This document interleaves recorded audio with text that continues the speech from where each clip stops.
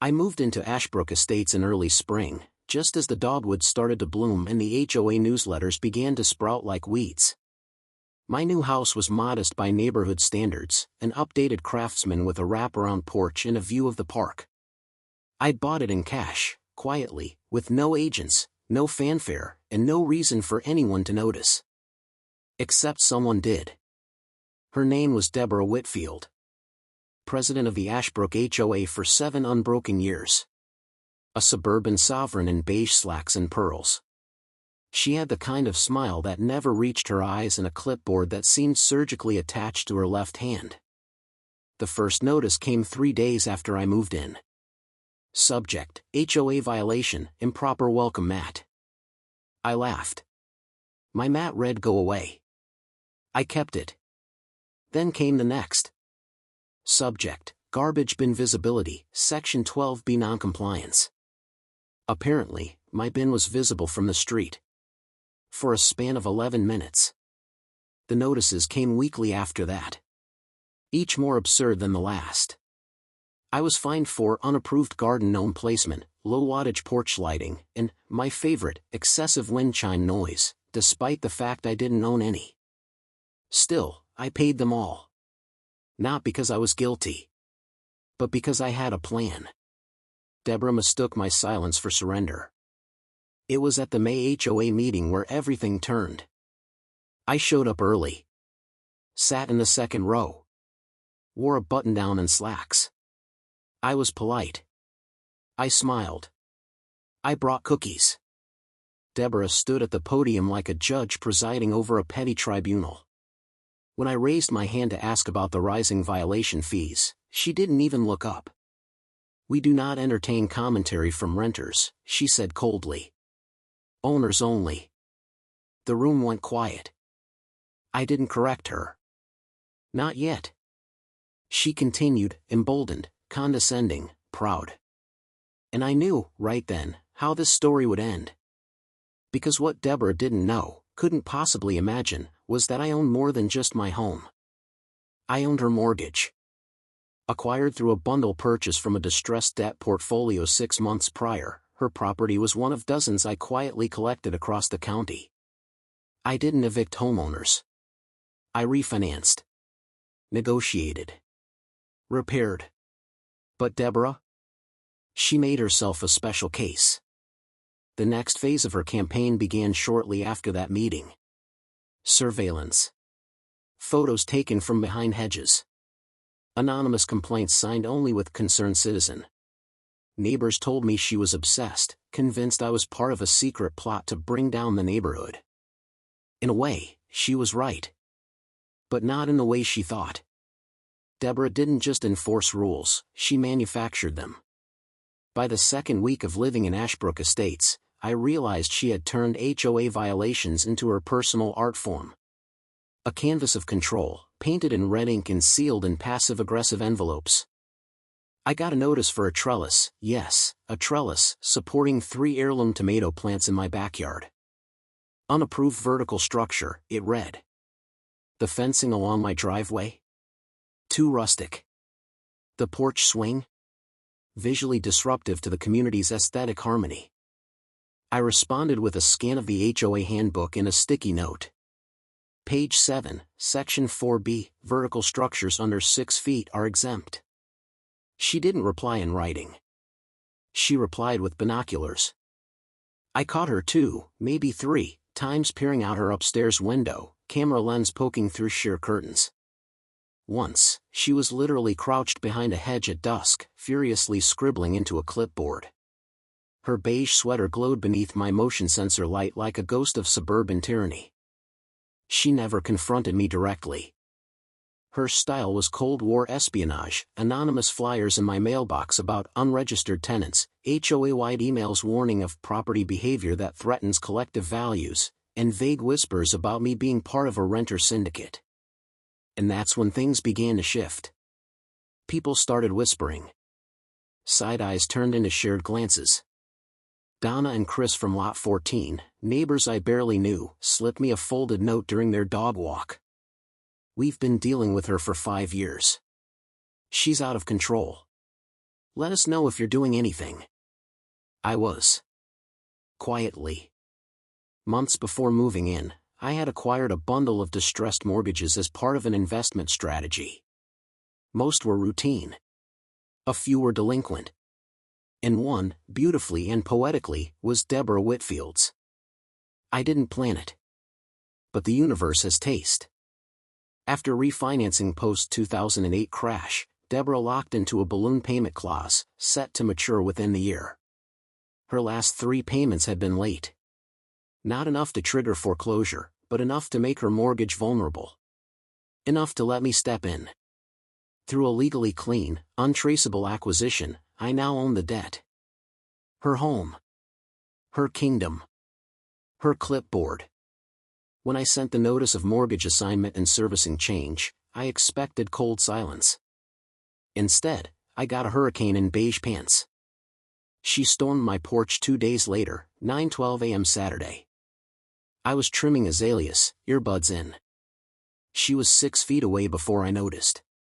Is this some kind of joke? She snapped, waving the letter like a blood-stained napkin. I pulled out an earbud. Good morning to you too, Deborah. You think you're clever, don't you? Playing landlord with my life? This is a violation of everything. I set the trimmers down. Wiped dirt off my gloves. There's no violation. I bought your debt. Legally. You kept making my life colorful, so I figured I'd return the favor.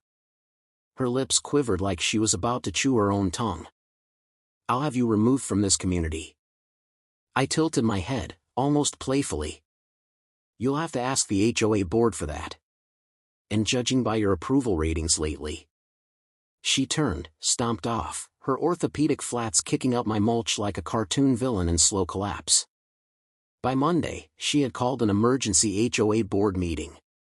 She accused me of stalking her finances, orchestrating a hostile takeover of Ashbrook Estates.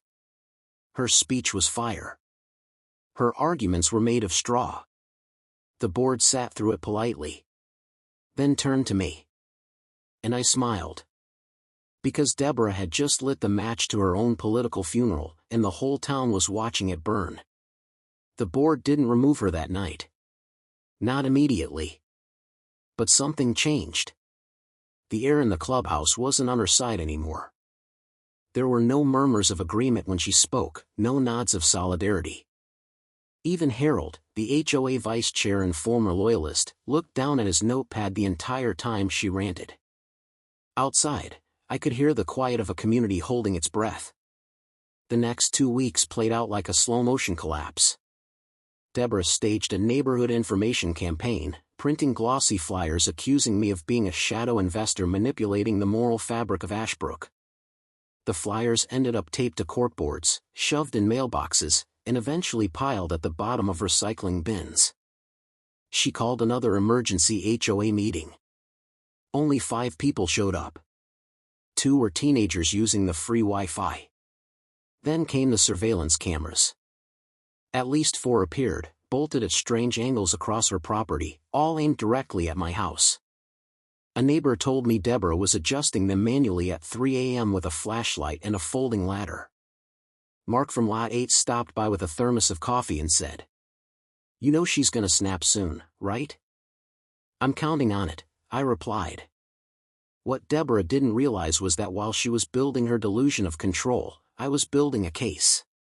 Documented. Archived. Verified. I had everything. Emails from her HOA account slandering me.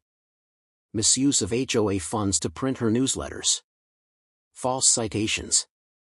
Security footage of her trespassing on my lawn with a tape measure. I waited. Then, on a quiet Thursday evening, I filed a formal motion with the HOA Oversight Committee, a rarely used but fully constitutional body buried deep in the Ashbrook Charter. My file was 147 pages. Indexed. Cross-referenced. Included were 6 affidavits from neighbors, bank documents, and a 1-line cover letter. It is time. The hearing was set. It wasn't a trial. But it felt like one. Deborah arrived in a pastel pantsuit, clutching a binder like it was a purse full of excuses. I came with a 3-ring folder and 3 calm witnesses.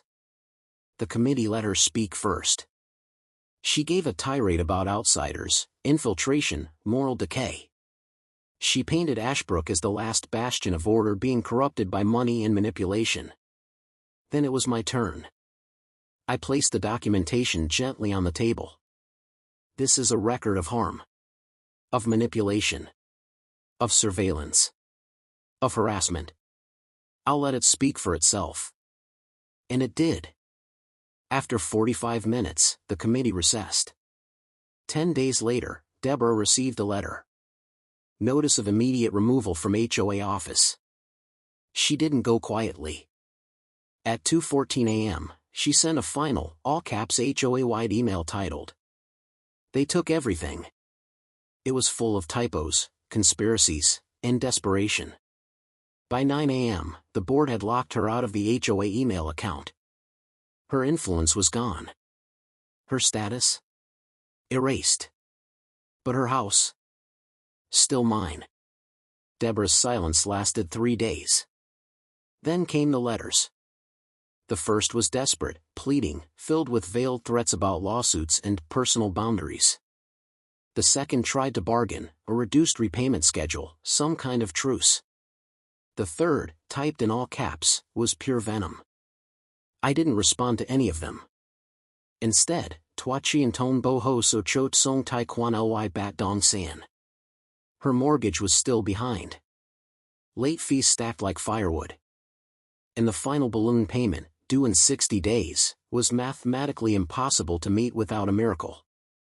She tried. She sold jewelry. Listed old furniture online. Held a garage sale where she glared at me every time I passed by. But the math didn't lie. And neither did the documents she'd once signed without reading. 60 days passed. No payment. Foreclosure wasn't a threat anymore. It was a process. And I gave her one final offer: she could stay, as a tenant. At market rate. She refused. 3 weeks later, a moving truck appeared in front of her house. She left in a red sedan with the passenger seat piled high. Her face was stone. Her goodbye was silence. The community held its breath. And then it exhaled. The new tenant moved in, a single mother of 2. I made sure the home was repainted, recarpeted, welcoming. The neighbors helped her move boxes. For the first time in years, Ashbrook Estates felt like a neighborhood again. But fate? Fate doesn't stop until it writes its punchline. Because 6 months later, Deborah returned. Not as a neighbor. Not as a board member. As a renter, 3 streets over. In a duplex she'd once called an eyesore. Her new landlord? A holding company I partially owned. It wasn't planned. But irony doesn't care about intention. She now paid rent, part of which came to me, every month. At the next HOA meeting, someone brought cookies. Someone else made a joke about garden gnomes. Laughter echoed across the newly repainted clubhouse, renamed by unanimous vote. The renters' retreat. Deborah didn't attend. But we saved her a seat. Just in case.